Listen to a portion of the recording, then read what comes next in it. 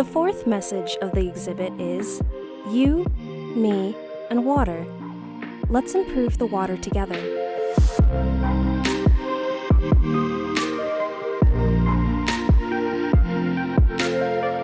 Every day, more people are learning about Minnesota's water and taking action to preserve and protect it. Together, we can envision the future of water in Minnesota, and we can work towards common goals like making sure fish are safe to eat, ensuring water is safe for swimming, and providing everyone with access to safe drinking water. The average American uses 80 to 100 gallons of water every day. For many Americans, water is so easy to get that we don't think about it. But there are still places in the United States without access to running water or safe water. Groundwater usage in Minnesota has increased 35% over the past 25 years due to population and economic growth.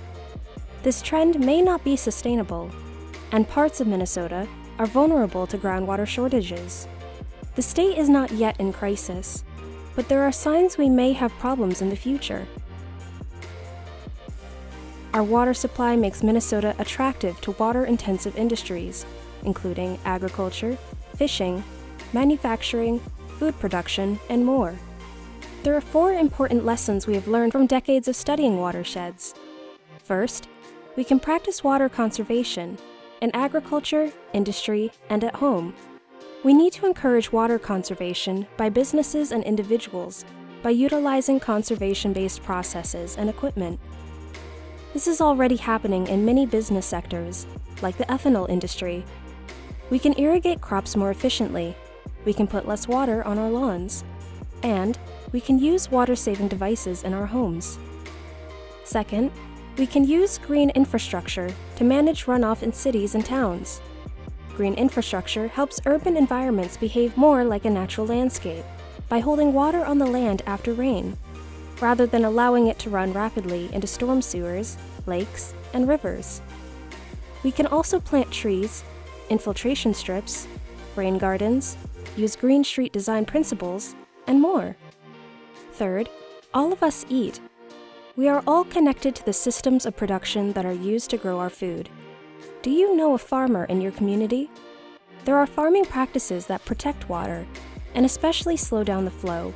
Improving water quality, especially in southern and western Minnesota, will depend on a significant increase in agricultural conservation practices, like conservation tillage and good nutrient management.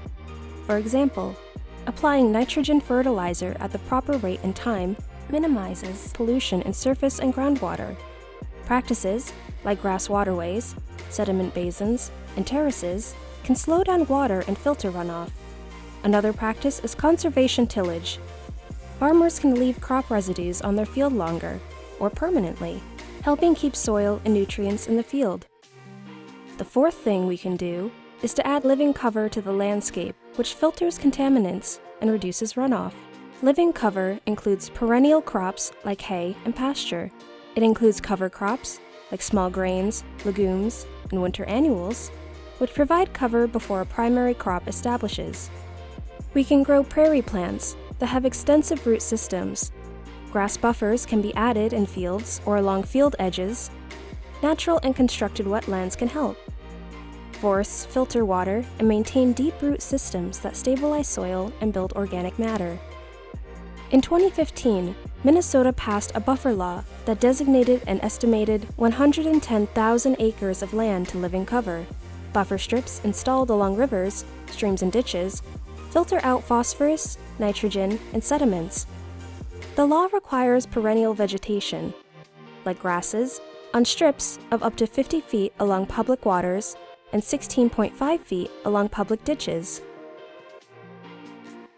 Minnesota is the homeland of the Dakota and Ojibwe people. Land cover has changed dramatically since the recent arrival of Europeans to Minnesota. The majority of the land in our state now has no permanent vegetation, such as grassland or forest. This reality exposes streams and lakes to runoff. It also impacts lots of life. Minnesota's state butterfly is the monarch, which eats milkweed. When there's no milkweed, monarchs go hungry. These suggestions are just the beginning of many actions we can take to protect water in our communities. The waste and chemicals we put into water matters. We can use the power of our pocketbooks to avoid using hazardous chemicals and minimize our use of others, or, even better, purchase non-toxic products.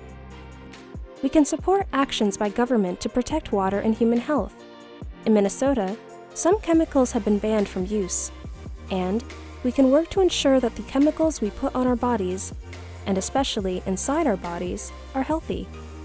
And there are even livelihoods and careers that work on advancing these goals, like green chemistry.